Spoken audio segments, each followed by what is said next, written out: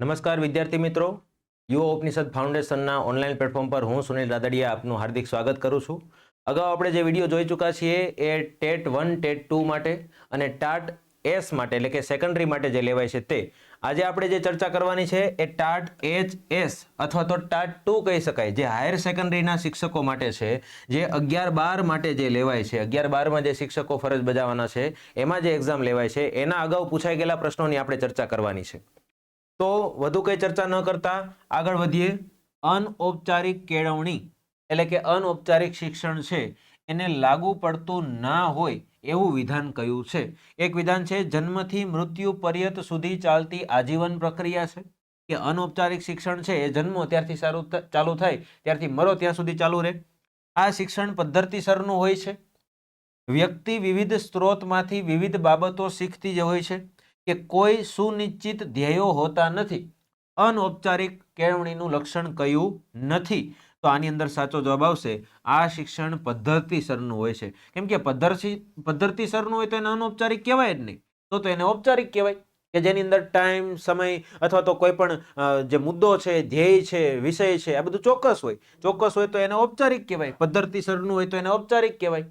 પણ આપણે અહીંયા વાત થાય છે અનૌપચારિક, જેમાં જન્મથી ચાલુ કરીને મરો ત્યાં સુધી ચાલે, ગમે તે સ્ત્રોતમાંથી ગમે તે શીખી શકાય અને કોઈ સુનિશ્ચિત ધ્યેય ન હોય, મજા આવે ત્યાંથી ગમે તે શીખી લેવાનું. બરાબર?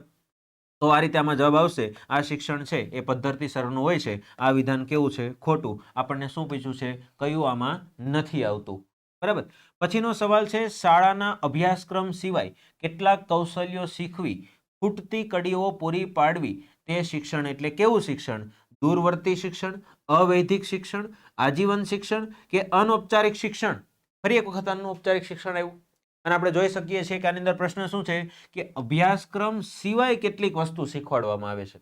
તો એ શિક્ષણને કયા શિક્ષણમાં ગણશો? તો એમાં પણ જવાબ આવશે અનૌપચારિક શિક્ષણ.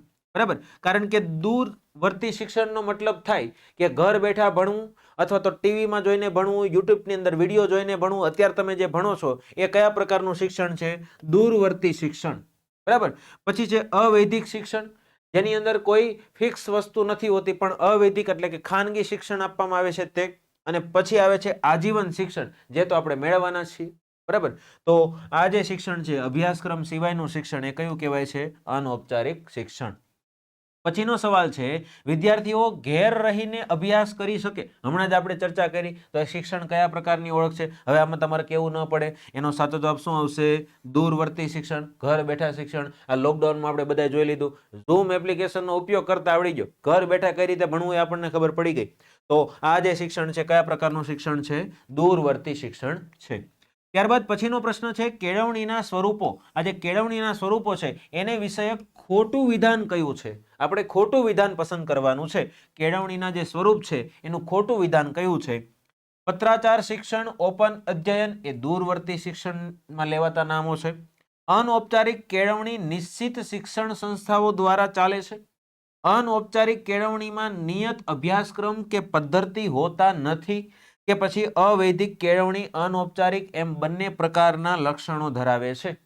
બરાબર? હવે આપણને આમાં ખબર છે કે કયું વિધાન ખોટું છે એટલે કે સાચું નથી. તો આપણને ખબર છે કે અનૌપચારિક કેળવણી નિશ્ચિત શિક્ષણ સંસ્થાઓ દ્વારા ચાલે છે એવી કોઈ સંસ્થા નથી. અને અનૌપચારિકનો મતલબ જ થાય કોઈ સંસ્થા નક્કી ન હોય, કોઈ ધ્યેય નક્કી ન હોય, કોઈ સ્થળ નક્કી ન હોય, કોઈ સમય નક્કી ન હોય. તો એવા શિક્ષણને આપણે કયું શિક્ષણ કહીએ છીએ? અનૌપચારિક શિક્ષણ, જેની અંદર કોઈ નિશ્ચિત શિક્ષણ સંસ્થાઓ હોતી નથી. તો આ વિધાન કેવું છે? ખોટું. બાકીના બધા વિધાનો કેવા છે? સાચા. ત્યારબાદ છે શિક્ષણની કઈ વિચારધારા ભૌતિક અને પાર્થિવ દુનિયા કરતા આધ્યાત્મિક દુનિયામાં વધુ મહત્વ લખે છે? એટલે કે આદર્શવાદ, પ્રકૃતિવાદ, વ્યવહારવાદ કે પછી વાસ્તવવાદ? એટલે કે કઈ વિચારધારા એવી છે કે જેમાં ભૌતિક કે પાર્થિવ દુનિયા કરતા આધ્યાત્મિક દુનિયાને વધુ માન સન્માન આપવામાં આવે છે? તો એ થશે આદર્શવાદ. અને આદર્શ વ્યક્તિઓ મોટા ભાગે કેવા હોય? આધ્યાત્મિક. તમે જોઈ લો, સ્વામી સચ્ચિદાનંદ એ આધ્યાત્મિક પુરુષ કહેવાય. એની અંદર ફૂલ આદર્શ ભરેલા હતા. દરેક લાગણીને સમજી શકે, દરેક વ્યક્તિને સમજી શકે, દરેક પરિસ્થિતિને સમજી શકે, કોઈ ધર્મ જ્ઞાન કાંઈ નહીં, છતાં એ કેવા હતા? આદર્શ. અને એ વ્યક્તિને શું કહેવાય? આધ્યાત્મિક પુરુષ કહેવાય. ઓશો થઈ ગયા, એ પણ આધ્યાત્મિક પુરુષ છે. બરાબર? એવા ઘણા બધા સંતો થઈ ગયા જે આધ્યાત્મિક પુરુષમાં આવે છે. તો એ બધા કેવા હતા? ભૌતિક ને પાર્થિક દુનિયા કરતા આધ્યાત્મિક દુનિયામાં વધારે માનતા હતા, એટલે એને આદર્શ વ્યક્તિ કીધા આપણે, બરાબર. તો આદર્શવાદ એવી રીતે તમે યાદ રાખી શકશો. પ્રકૃતિવાદમાં પ્રકૃતિ જ સત્ય છે. પ્રકૃતિવાદની અંદર શું કીધું છે કે પ્રકૃતિ જ સત્ય છે, જ્યારે સંસ્કૃતિ એ વિકૃતિ છે, એટલે કે સંસ્કૃતિ આમાં ક્યાંય દલાગ આવતી જ નથી. જ્યારે બાળક એ સંસ્કૃતિનો નહીં પરંતુ પ્રકૃતિનો એક ભાગ છે. આ પ્રકૃતિવાદની અંદર આવું કહેવામાં આવ્યું છે. આ વિધાન પ્રકૃતિવાદના કયા પુરસ્કર્તાનું છે? આ પ્રકૃતિવાદ આપ્યો કોણે? કેમ કે પ્રકૃતિવાદની આ વ્યાખ્યા છે, આ પ્રકૃતિવાદની વ્યાખ્યા કોણે આપી? ફ્રોબેલે, ટાગોરે, રૂસોએ કે પછી એરિસ્ટોટલે? તો સાચો જવાબ આવશે રૂસો નામના મનોવૈજ્ઞાનિકે પ્રકૃતિવાદ રજૂ કર્યો છે. અને એને શું કીધું કે પ્રકૃતિવાદ એટલે શું? કે પ્રકૃતિ એ સત્ય છે, જ્યારે સંસ્કૃતિ એ વિકૃતિ છે. અને બાળક છે શું છે? સંસ્કૃતિનો નહીં પરંતુ પ્રકૃતિનો એક ભાગ છે. તો આવું કોણે કીધું છે? રૂસો નામના મનોવૈજ્ઞાનિકે. ત્યારબાદ આવશે વૃદ્ધિ એટલે કોષીય ગુણાકાર. વૃદ્ધિ આપણે સમજી શકીએ છીએ, નખની વૃદ્ધિ, વાળની વૃદ્ધિ, આપણા શરીરની વૃદ્ધિ, બરાબર. તો આ જે વૃદ્ધિ છે એનો મતલબ શું થશે? કોષીય ગુણાકાર. મતલબ કોષોની સંખ્યા વધે છે એટલે આપણા નખ વધે છે, કોષોની સંખ્યા વધે છે એટલે આપણા વાળ વધે છે. તો આ પ્રકારની જે વૃદ્ધિ છે એ વૃદ્ધિની એક વ્યાખ્યા એવી આપી કે વૃદ્ધિ એટલે કોષીય ગુણાકાર. તો વૃદ્ધિની આવી વ્યાખ્યા કોણે આપી છે? ક્રો એન્ડ ક્રોએ, ફ્રેન્ડે કે ઓલપોર્ટે કે પછી વોટસને? તો સાચો જવાબ આવશે ફ્રેન્ડ નામના મનોવૈજ્ઞાનિકે વૃદ્ધિની વ્યાખ્યા શું આપેલી છે? કે વૃદ્ધિ એટલે એક પ્રકારે કોષીય ગુણાકાર. ઘણા બધા વૈજ્ઞાનિકોએ જુદી જુદી વ્યાખ્યા આપી છે. જેમ કે ક્રો એન્ડ ક્રોએ એવી વ્યાખ્યા આપી છે કે વૃદ્ધિ એટલે ઊંચાઈ, વજન અને કદમાં થતો વધારો, બરાબર. તો એવી રીતે ફ્રેન્ડે શું વ્યાખ્યા આપી? વૃદ્ધિ એટલે કોષીય ગુણાકાર, બરાબર. તો આ એક ખાસ વિધાન આપણે યાદ રાખવાનું છે. ત્યારબાદ પછીનો પ્રશ્ન છે, જીન પિયાજેના બોધાત્મક વિકાસના સિદ્ધાંત અનુસાર મૂર્ત ક્રિયાત્મક તબક્કો કયા વર્ષમાં જોવા મળે છે? બોધાત્મક સિદ્ધાંત છે એની અંદર મૂર્ત એટલે કે જે દેખીતી વસ્તુ છે એના ક્રિયાત્મક તબક્કો કઈ ઉંમરે જોવા મળે છે? 2 થી 7 વર્ષે, 5 થી 9 વર્ષે, 7 થી 12 વર્ષે કે પછી 12 થી આગળના વર્ષોમાં? તો સાચો જવાબ આવશે 7 થી 12 વર્ષ. 7 થી 12 વર્ષમાં મૃત ક્રિયાત્મક તબક્કો કહેવામાં આવે છે, કે જેમાં બાળક છે એ જોઈને, સમજીને, શીખીને સીધે સીધું મેળવે છે જ્ઞાન, બરાબર. કેટલીક વસ્તુઓ જોઈને, કેટલાક લોકોના વર્તન શીખીને, માતા પિતાના વર્તન, શિક્ષકોના વર્તન, મિત્રોના વર્તન, આ બધા જે મૂર્ત ખ્યાલો છે એમાંથી ક્રિયા કરતા શીખે છે. એ ઉંમર કઈ છે? 7 થી 12 વર્ષની. ત્યારબાદ છે સ્વાવલંબન અને સ્વતંત્ર માટેની તીવ્ર ઝંખના એ કઈ અવસ્થામાં જોવા મળે છે? સ્વાવલંબન એટલે પોતાની જાતે કંઈક કરવું, બરાબર. સ્વતંત્ર એટલે પોતાની રીતે સ્વતંત્ર રીતે કરવું. તો આજે સ્વાવલંબન, પોતાની જાતે સ્વતંત્ર કરવાની ઝંખના છે એ કયા બાળકોમાં વધુ હોય છે? કઈ અવસ્થામાં વધુ હોય છે? શિશુ અવસ્થામાં, કિશોરાવસ્થામાં, તરુણાવસ્થામાં કે પછી યુવાવસ્થામાં? તો આની અંદર સાચો જવાબ આવશે કે કઈ અવસ્થાની અંદર આ સૌથી વધુ જોવા મળે છે? તરુણાવસ્થામાં. કઈ અવસ્થામાં સૌથી વધુ જોવા મળશે? તરુણાવસ્થામાં. તરુણાવસ્થામાં બાળક પોતે સ્વાવલંબન બની જશે, પોતાની જાતે બધું કરવા પ્રયત્ન કરશે, જાણે કે પોતે શીખી ગયો છે. કોઈ પણ કામ કરવાનું હોય તો એને એમ લાગશે કે નહીં, હું કરી લઉં, હું જાતે કરીશ, તમે કોઈ નહીં, બરાબર. પોતાના નિર્ણયો પણ જાતે લેશે, તમને ખબર ન પડે, હું જાતે કરી લઈશ. કઈ ઉંમરે? તરુણાવસ્થામાં, બરાબર. પછીનો એક સવાલ છે કે કઈ અભ્યાસ પદ્ધતિમાં વ્યક્તિના ભૂતકાળ અને વર્તમાન પરિસ્થિતિ પરથી તેના ભવિષ્યના વર્તન વિશે આગાહી કરવામાં આવે છે? આવું કઈ પદ્ધતિમાં છે? દીર્ઘકાલીન પદ્ધતિ, વ્યક્તિ ઇતિહાસ પદ્ધતિ, સમકાલીન પદ્ધતિ કે પછી નિરીક્ષણ પદ્ધતિ? તો સાચો જવાબ આવશે વ્યક્તિ ઇતિહાસ પદ્ધતિ. એમાં શું હોય છે કે વ્યક્તિનો સંપૂર્ણ ઇતિહાસ, બાળપણથી લઈને પહેલે સુધીનો બધો ઇતિહાસ જાણવાનો અને ત્યારબાદ એને કંઈક સમજાવવાનું. આનું બેસ્ટ એક્ઝામ્પલ આપણે જોઈ ચૂક્યા છીએ મંજોલિકા. મંજોલિકાને ઓળખો ને? આવી જા તું માર, બરાબર. મંજોલિકામાં કેવું છે કે ભાઈ એની અંદર ઘૂસી ગયો છે મંજોલિકા. હકીકતમાં એને એની બધી વસ્તુઓ વાંચેલી હોય છે, એની બધી વસ્તુઓ ખબર હોય છે, એ કયા રાજા સાથે હતી, કયા કાળમાં હતી, બધું. તો એના કારણે હવે તમારે એને જો સુધારવી છે તો અક્ષય કુમાર જ્યારે સાયકોલોજિસ્ટ બનીને આવે છે ત્યારે શું કરે છે? એના સંપૂર્ણ વ્યક્તિનો ઇતિહાસ જાણે છે. ક્યાં ભણી હતી, કોના દ્વારા ભણી હતી, શું ભણી હતી, બરાબર, કેવા પ્રકારનું શિક્ષણ આપવામાં આવ્યું હતું અને એના આધાર પછી નક્કી કરે છે કે આવું એની અંદર કેમ વર્તન છે. તો એ મંજોલિકાનું ઉદાહરણ છે, વ્યક્તિ ઇતિહાસનું ઉદાહરણ છે, જેમાં કોઈ પણ વ્યક્તિનો અભ્યાસ, ભૂતકાળ, એનું વર્તમાન, આ બધું જાણીને, પરિસ્થિતિ જાણીને પછી એનો અભ્યાસ કરવામાં આવે છે. પછીનો એક સવાલ છે કે મનોવૈજ્ઞાનિક કસોટીના પરિણામોની સત્યતા એટલે શું? તો યથાર્થતા, વિશ્વસનીયતા, માનાંકો કે વસ્તુલક્ષી? તો એની સત્યતાનો મતલબ થશે વિશ્વસનીયતા, કેમ કે મનોવૈજ્ઞાનિક કસોટી લેવી હોય તો એમાં વિશ્વસનીયતા જળવાવી જોઈએ. બરાબર, કારણ કે જો વિશ્વસનીયતા નહીં જળવાય તો તમારું જે મૂલ્યાંકન છે એ 100% ખોટું આવશે. બરાબર, કોઈની તરફેણમાં લેવાયેલું મૂલ્યાંકન ખોટું આવી શકે. વિશ્વસનીયતા હોવી જરૂરી છે. ત્યારબાદ છે વ્યક્તિગત તફાવતો સંતોષવા કઈ પદ્ધતિ શ્રેષ્ઠ છે? અભિક્રમિત અધ્યયન, ચર્ચા, સમસ્યા ઉકેલ કે પછી સંવાદ? આની અંદર સાચો જવાબ આવશે અભિક્રમિત અધ્યયન. કોના દ્વારા અભિક્રમિત અધ્યયન આપવામાં આવેલો છે? સ્કિનર નામના મનોવૈજ્ઞાનિક દ્વારા. અભિક્રમિત અધ્યયનના સિદ્ધાંત કોણે રજૂ કરેલો છે? સ્કિનર નામના મનોવૈજ્ઞાનિકે, જે વ્યક્તિગત તફાવતોને સંતોષીને એને અધ્યયન એટલે કે જ્ઞાન પૂરું પાડશે. અભિક્રમિત અધ્યયન પદ્ધતિ. ચાલો પછીનો સવાલ છે કે શીખેલું ક્યારેય ભૂલાતું નથી, પરંતુ પ્રબલનના અભાવે શીખેલી ક્રિયા મંદ કે શિથિલ થતા અવરોધાય છે. પ્રબલન એટલે આપણે એના અગાઉ એક શીખી ગયા કે પ્રબલનનો મતલબ શું થશે કે માની લો કે તમે કોઈક વસ્તુના આધારે, માની લો કે ખોરાકના લીધે તમારા મોઢામાંથી લાળ પડે છે, તો ખોરાક એ શેમાં આવશે? પ્રબલનમાં. એ ખોરાક શેમાં આવશે? પ્રબલનમાં. પ્રકાશના કારણે તમારી આંખ મીચાઈ જાય છે, તો કોના કારણે આંખ મીચાઈ ગઈ? પ્રકાશના કારણે. તો પ્રકાશ શેમાં આવશે? પ્રબલનમાં.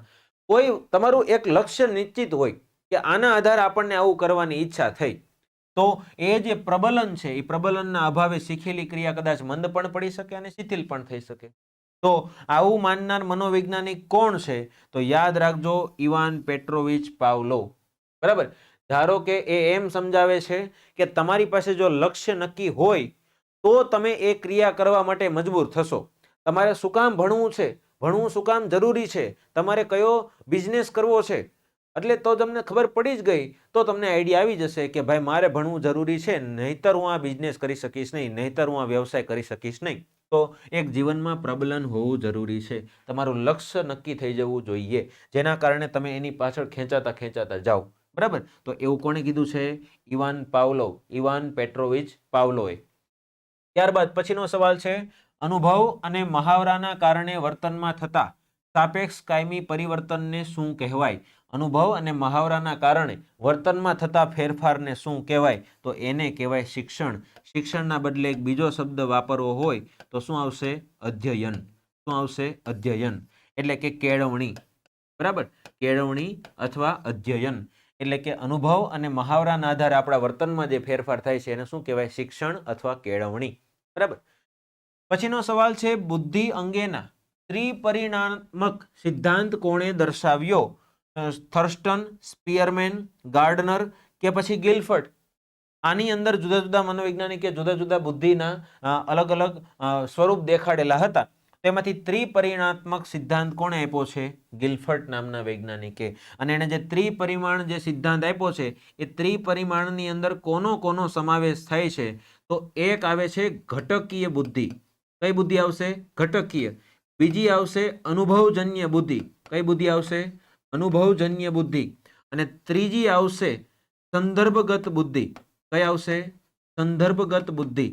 ઘટકીય બુદ્ધિનો મતલબ થાય કે જન્મજાત તમારી અંદર જે બુદ્ધિ આવે છે તે જન્મતાની સાથે કેટલીક એપ્લિકેશન આપણામાં ઇન્સ્ટોલ થયેલી હોય, જેમ મોબાઈલ લઈએ ને કેટલીક એપ્લિકેશન ઇન્સ્ટોલ થયેલી હોય એને આપણે અનઇન્સ્ટોલ નહીં કરી શકીએ. એટલે જન્મ લીધો જ કેટલીક બુદ્ધિ તો આપમેળે આવી જ જાય, જેમ કે ગરમ લાગવું, ઠંડુ લાગવું, ઘોંઘાટનો અસર થવી, આંખમાં પ્રકાશ પડવો, આંખ મીચાઈ જવી, એ તમને કોઈ શીખવાડવા નથી આવ્યું. ગળામાંથી અવાજ કાઢવો એ કોઈ શીખવાડતું નથી. આપણી એપ્લિકેશનો ઘણી બધી ફોનમાં આવી હોય કે એને અનઇન્સ્ટોલ ન કરી શકો. હવે તમારે ગરમ લાગતું બંધ કરવું એ કરી શકો? નહીં કરી શકો. તો એવી બુદ્ધિ કે જે જન્મ સાથે મળે છે, જનરલ ફેક્ટર કહેવાય, તો એ ઘટકીય બુદ્ધિ. બીજી છે અનુભવજન્ય બુદ્ધિ. આપણે નાના હોય ને તો કેવું હોય કે આટલું ઊંચું મકાન છે અને પછી એક જગ્યાએ દાદર છે ને એક જગ્યાએ સીધું ફળિયું આવી જાય. તમે એક વખત દાદરના બદલે સીધા ફળિયામાં ઉતરવા ટ્રાય કરી એટલે તમે સીધા ખાબકા પડ્યા, ભાંગી ગયું હાથ પગ. એટલે તમને ખબર પડી, અનુભવ થયો કે અહીંથી ઉતરવાનું નથી. પછી માની લો કે તમે દાદરથી ઉતર્યા અને તમે વ્યવસ્થિત ઉતરી શક્યા, તો એના આધારે તમને ખબર પડી કે દાદરેથી ઉતરવાથી આપણને વાગતું નથી, તો અનુભવના આધારે તમે કંઈક શીખા કે ભાઈ ઉતરવું હોય તો દાદરનો ઉપયોગ કરવો જોઈએ. તો એવી કેટલીક બુદ્ધિ જે અનુભવના આધારે આવે છે. જેમ કે તમારી ટાઈપિંગ સ્પીડ. પહેલા તમે કેવું ટાઈપિંગ કરતા હતા? એ સુનિલ નામ છે તો SUNIL, તો એસ ગોતવાનો, યુ ગોતવાનો, એન ગોતવાનો, આઈ ગોતવાનો, એલ ગોતવાનો. અત્યારે ફટાફટ ટપાટપ ટાઈપિંગ ચાલે છે અને અચાનક ભૂલથી મેસેજ વજાય તો એવરીવન ડિલેટ થઈ જાય છે. બરાબર? તો આ સ્પીડ ક્યાંથી આવી? તમારા અનુભવથી, તમારી પ્રેક્ટિસથી. તો અનુભવજન્ય બુદ્ધિ અને એક છે સંદર્ભગત બુદ્ધિ. અને સંદર્ભગત બુદ્ધિ એવી છે એક્સ્ટ્રા ઓર્ડિનરી, જે ઇન્ટેલિજન્સ વ્યક્તિ હોય ને એની અંદર જ હોય. જેમ કે ગણિતશાસ્ત્રીઓ છે, વૈજ્ઞાનિકો છે. બરાબર? તો આવા બધાને એવા વિચાર આવે કે જેવા કોઈને વિચાર ન આવે. બરાબર? તો એ બધી બુદ્ધિ કેવી છે? સંદર્ભગત બુદ્ધિ. તો આ ત્રિપરિણાત્મક સિદ્ધાંત છે, જેની અંદર બુદ્ધિને 3 ભાગમાં વહેંચવામાં આવી છે. આ સિદ્ધાંત કોના દ્વારા દર્શાવવામાં આવ્યો છે? ગિલફર્ટ નામના મનોવૈજ્ઞાનિક દ્વારા. બરાબર? ચાલો પછીનો સવાલ જોઈએ. કેટલી બુદ્ધિ ક્ષમતા ધરાવનાર વ્યક્તિનો સમાવેશ સામાન્ય કક્ષામાં થાય છે? એટલે કે કેટલો આઈક્યુ હોય તો એને સામાન્ય કક્ષામાં ગણવાનો. 110 થી 119, 90 થી 109, 80 થી 89 અને 70 થી 79. આમાંથી કયો બુદ્ધિઆંકનો ગાળો છે કે જેને આપણે સામાન્ય કક્ષામાં ગણીએ છીએ? અગાઉના વિડીયોમાં પણ આવી ચૂક્યું છે. મેં તમને કીધું હતું કે બુદ્ધિને લગતા સવાલો ટેટ 1, ટેટ 2, ટાટ 1, ટાટ 2 બધામાં હોય ને હોય જ. બરાબર? તો આની અંદર સાચો જવાબ આવશે 90 થી 109. ચાર્ટ ફરી વખત તમને યાદ કરાવી દઉં કે જે 70 થી ઓછો બુદ્ધિઆંક ધરાવે છે, લખી રાખજો ક્યાંક લખવું હોય તો.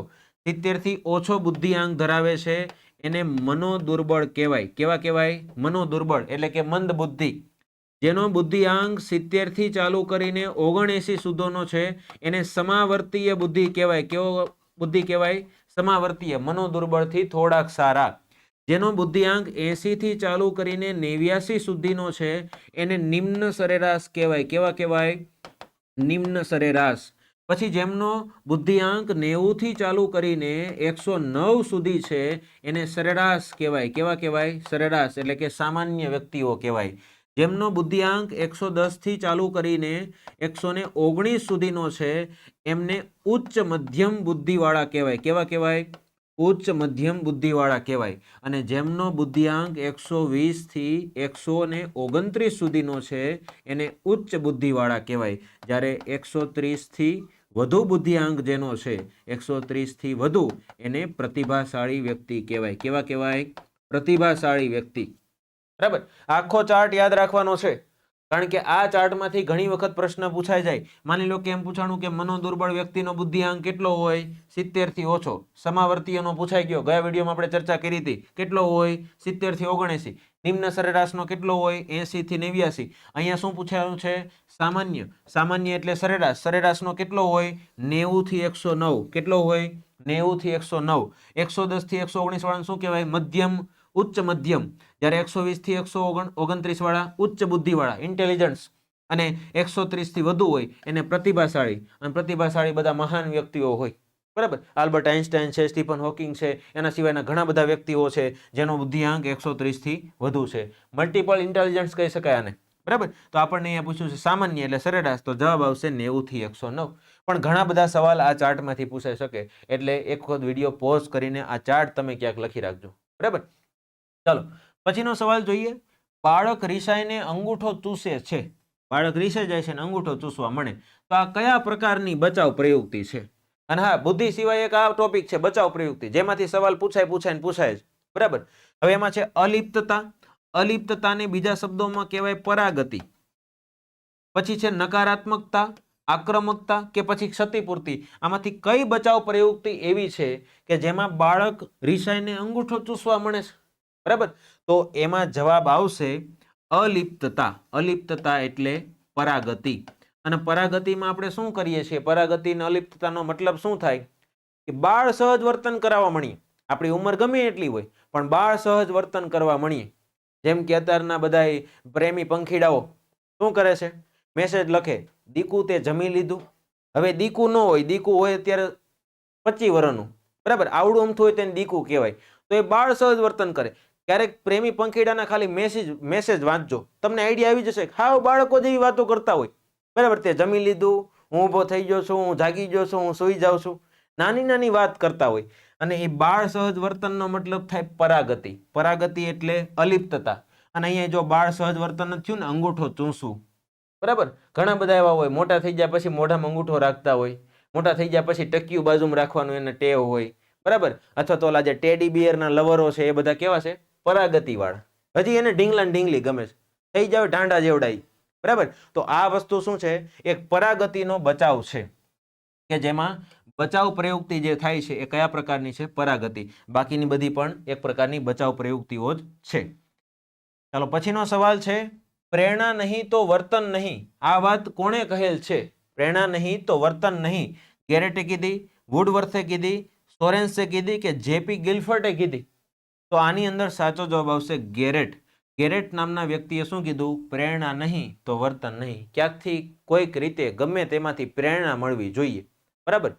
ચાલો પછીના સવાલની ચર્ચા કરીએ કે સિટી મોર્ગનના મત અનુસાર પ્રેરણા જે ચક્ર છે એ પ્રેરણા ચક્રમાં બીજા ક્રમે શું આવે છે? બરાબર. પ્રેરણા ચક્રની અંદર બીજા ક્રમે શું આવે છે? તો એણે આખે આખું એક ચક્ર તૈયાર કર્યું કે કોઈ પણ વસ્તુની પ્રેરણા મળે છે તો પહેલા શું થાય છે? ક્રિયા થાય છે, પછી ઈરણ થાય છે. તો એવી રીતે જુદા જુદા એક આખા શબ્દો આપેલા છે, એક આખું ચક્ર બનાવેલું છે. તો એની અંદર બીજા ક્રમે શું આવે છે? તો એની અંદર સાચો જવાબ આવશે ઈરણ. શું આવશે? ઈરણ. આ પહેલા ક્રમે છે, જરૂરિયાત છે ને એ પહેલા ક્રમે છે. બીજા ક્રમે શું છે? ઈરણ. કદાચ પહેલા ક્રમનું પૂછાઈ જાય તો જરૂરિયાત આવે, બીજા ક્રમનું પૂછાઈ જાય તો શું આવશે? ઈરણ. આપણને અહીંયા શું પૂછાણું છે? બીજા ક્રમનું. તો જવાબમાં શું આવશે? ઈરણ, બરાબર. ચાલો પછી છે, અપવાદરૂપ બાળકોમાં કયા બાળકોનો સમાવેશ થતો નથી? કયા બાળકોનો સમાવેશ થતો નથી? અપવાદરૂપ એટલે શું? બધા એક સરખા હોય પણ અમુક જ જુદા પડતા હોય, એને અપવાદરૂપ કહેવાય. અતિ તેજસ્વી એટલે કે પ્રતિભાશાળી બાળકો, મંદબુદ્ધિ બાળકો, અંધત્વ ધરાવતા બાળકો કે પછી સામાન્ય બાળકો? આમાંથી કયા બાળકોને તમે અપવાદરૂપ બાળક ગણી શકો નહીં? તો સાચો જવાબ આવશે સામાન્ય બાળકો. કારણ કે જો અતિ તેજસ્વી બાળકોનો કંઈક આખો ક્લાસ ભરેલો હોતો નથી, અમુક બાળકો જ અતિ તેજસ્વી હોય છે. પછી બીજું છે મંદબુદ્ધિ, આખા ક્લાસની અંદર અમુક જ મંદબુદ્ધિ હોય. અંધત્વ ધરાવતા, આખા ક્લાસમાં અમુક જ અંધત્વ ધરાવતા હોય. પરંતુ સામાન્ય બાળકોની સંખ્યા કેવી હોય? વધુ. એટલે અપવાદરૂપ બાળકોમાં કોનો સમાવેશ થતો નથી? સામાન્ય. આ બધા બાળકોને કેવા બાળકો કહેવાય? અપવાદરૂપ બાળકો. કેવા બાળકો કહેવાય? અપવાદરૂપ બાળકો. કદાચ એવો સવાલ પણ પૂછાય કે નીચેનામાંથી કયા બાળકોને અપવાદરૂપ બાળકો ગણી શકાય છે? તો આમાંથી કોઈ જવાબ આવ્યો હોય તો એને અપવાદરૂપ બાળકો ગણી શકાય છે. ત્યારબાદ પછીનો સવાલ છે, વ્યક્તિત્વ એટલે શું? વ્યક્તિત્વની વ્યાખ્યા શું છે? એક વ્યક્તિનો બીજી વ્યક્તિ પર પડતો પ્રભાવ, ઊંચી મજબૂત બાંધાની ટાપ-ટીપ કરેલી વ્યક્તિ, એક્ઝામ્પલ તરીકે, બરાબર.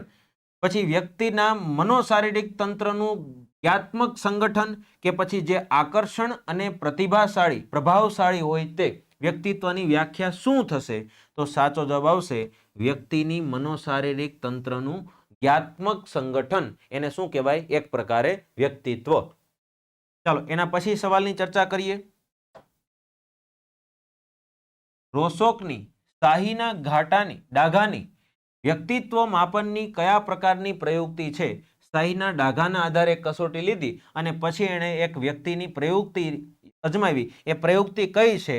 આત્મનિવેદન પદ્ધતિ, પ્રક્ષેપણ પદ્ધતિ, મુલાકાત પદ્ધતિ કે પછી અવલોકન પદ્ધતિ?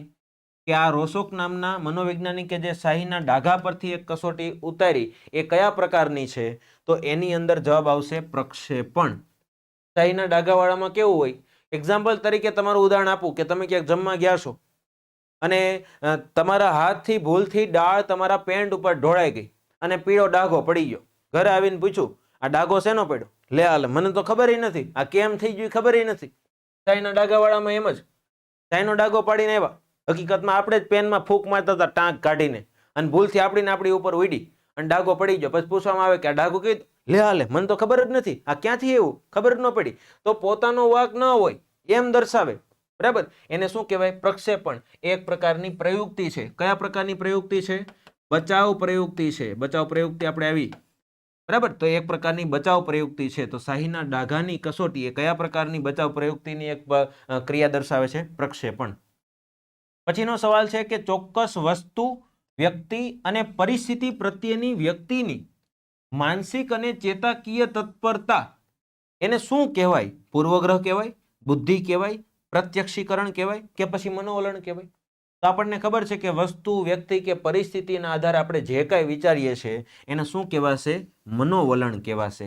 દરેક વ્યક્તિ જુદી જુદી વસ્તુ માટે, જુદા જુદા વ્યક્તિઓ માટે જુદા જુદા વિચારસરણી ધરાવતી હોય અને આને શું કહેવાશે? એક પ્રકારે મનોવલણ. અને દરેક વ્યક્તિના મનોવલણ પણ જુદા જુદા જ હોય.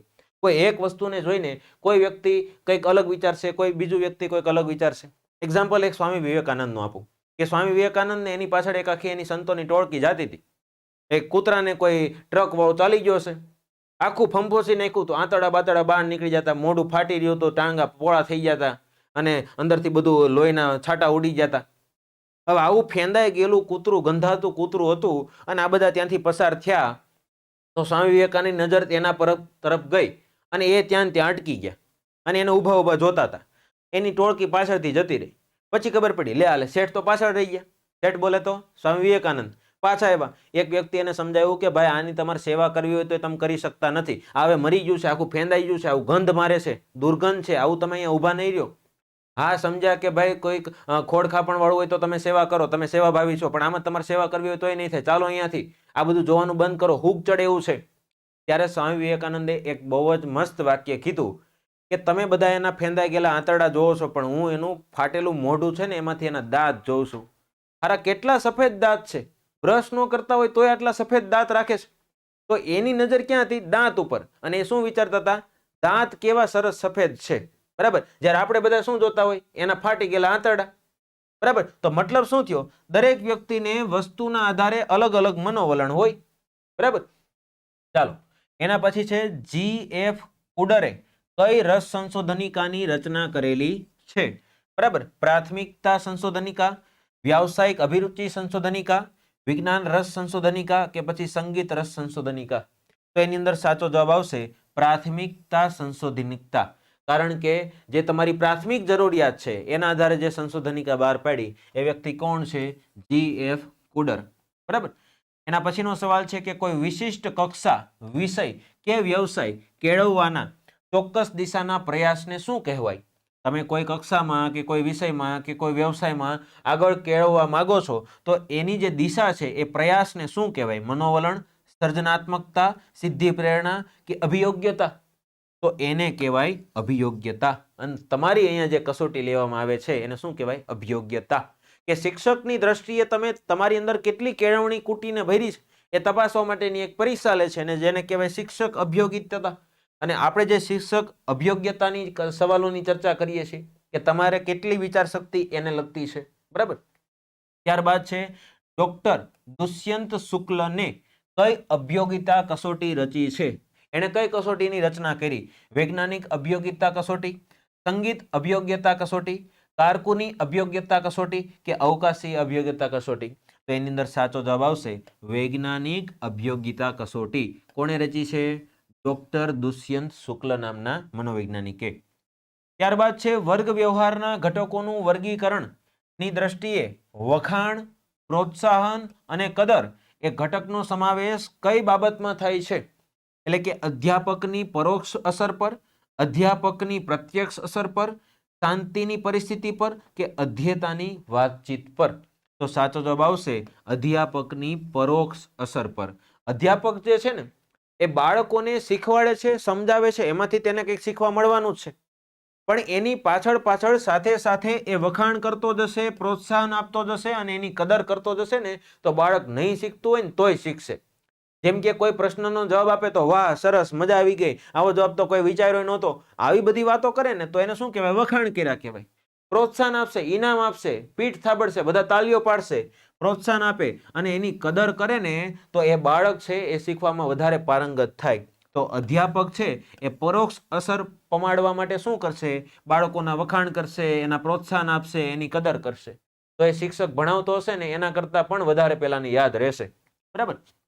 ત્યારબાદ છે પ્રોફેસર નેડ ફ્લેન્ડર્સે વ્યવહારવાદના દર્શાવેલ ઘટકોમાં કયા ઘટકનો સમાવેશ થતો નથી? સૂચના આપવી, TLM નો ઉપયોગ કરવો, સત્તા સ્થાપિત કરવી કે અધ્યતાના વિચારોનો સ્વીકાર કરવો. આ TLM નું ફૂલ ફોર્મ થશે ટીચર લર્નિંગ મેથડ, કે ટીચરો જ્યારે ભણાવવા આવે છે ત્યારે કંઈક ચાર્ટ લઈને આવે છે, કોઈ નકશો લઈને આવે છે. હવે હાડ પિંજર ભણાવવાનું આખું હાડ પિંજર લઈને વી આવે છે, ફેફસા ભણાવવાનું ફેફસાનો કોઈ ચાર્ટ લઈને આવે છે, એવું સિન્થેટિક ફેફસું લઈને આવે છે પ્લાસ્ટિકનું, તો એને કહેવાય TLM. તો સૂચના આપી TLM નો ઉપયોગ કરવો, સત્તા સ્થાપિત કરવી કે અધ્યતાના વિચારનો સ્વીકાર કરવો, આમાંથી કઈ વસ્તુ જે છે એ વર્ગ વ્યવહારના ઘટકોમાં સમાવેશ થતો નથી?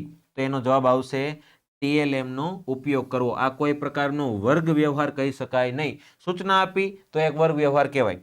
સત્તા સ્થાપિત કરવી, તમે ઊભા છો, તમારું એક લેવલ હોય છે, ક્લાસ કંટ્રોલ હોય છે, તો એને સત્તા સ્થાપિત કરી કહેવાય. અધ્યતાના વિચારોનો સ્વીકાર કરવો, એ જે બોલે છે એનો સ્વીકાર કરો, એમ નહીં કે તને કાંઈ ખબર પડતી નથી તો હજી શાંતિ રાખ, તને ખબર પડે કે મને ખબર પડે, આવી બધી જે ચર્ચા કરે એમાં અધ્યતાના વિચારોની સ્વીકાર કર્યો કહેવાય નહીં. તો આપણો જે વ્યવહાર છે આ વ્યવહારના ઘટકો છે, જ્યારે TLM છે કોઈ વ્યવહારનો ઘટક નથી.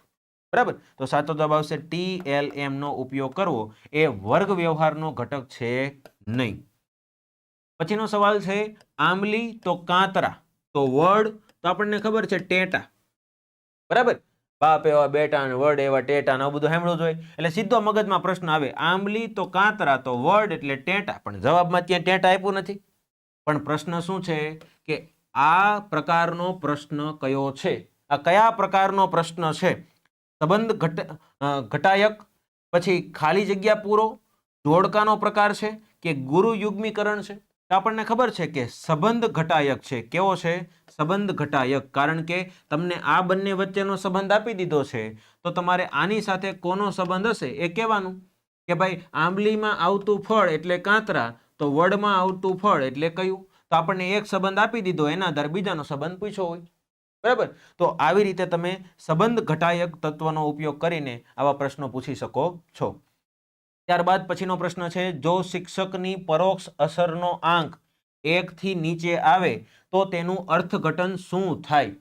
1 થી નીચે આંક આવ્યો હોય કે તમારું અંદર, તમે જ્યારે કોઈ પણ B.Ed પૂરું કરો ને એટલે તમારા શિક્ષક તરીકેની જે ટેસ્ટ લેવાની હોય ને ત્યારે વાયવા ને એ બધું થાય ને એમાં પાઠ આવે કે જેમાં તમારે બાળકોને લાઈવ ભણાવવાના હોય, હકીકતમાં બાળકોને ભણાવવાના હોય. પાછળ આપણા નિરીક્ષકો બેઠા હોય કે જે નક્કી કરશે કે ભાઈ એની બોર્ડ વર્ક આવું છે, એટલે કાપાકારી આવું છે, વિષય અભિમુખ આવું છે, ઉદાહરણ વાહિતા આવી છે, પ્રશ્ન વાહિતા આવી છે, એના આધારે તમને પોઈન્ટ મળે. અને જો એનો આંક 1 થી નીચે આવે તો એનું અર્થઘટન શું થાય કે શિક્ષકની પરોક્ષ અસર સામાન્યથી ઓછી ગણાય, શિક્ષકની પરોક્ષ અસર સામાન્ય ગણાય, શિક્ષકની પરોક્ષ અસર સામાન્યથી વધારે ગણાય, કે પછી શિક્ષકની પરોક્ષ અસર સામાન્યથી ખૂબ જ વધારે ગણાય? શું કહેવાશે? આઈડિયા આવી જવો જોઈએ કે જો 1 થી ઓછો આવે તો સમજી લેવાનું કે શિક્ષકની પરોક્ષ અસર છે એ સામાન્યથી પણ ઓછી છે. કેમ કે યાદ રાખજો કે શિક્ષકની પરોક્ષ અસરનો સામાન્ય આંક કેટલો છે? 1. જો 1 થી ઓછું હોય તો આપણે કહી શકીએ કે એનું ઓછી ગણાય. અહીંયા શું કીધું? 1 થી નીચે. 1 થી વધારે હોય તો અસર સામાન્ય ગણાય. વધારે હોય મતલબ કે 5-6 હોય તો સામાન્યથી વધારે, અને 10-15 હોય તો સામાન્યથી ખૂબ જ વધારે. બરાબર, તો આ રીતે જુદા જુદા સવાલોની આપણે ચર્ચા કરી. અને ખાસ કે યુવા ઉપનિષદ દ્વારા ઘણા બધા 60 થી વધારે પણ પુસ્તકો પબ્લિશ થઈ ચૂક્યા છે, જેની અંદર તમે કોઈ પણ પરીક્ષાની તૈયારી કરતા હોય તો એ પુસ્તકોનો ઉપયોગ કરી શકો છો તમારી તૈયારી માટે.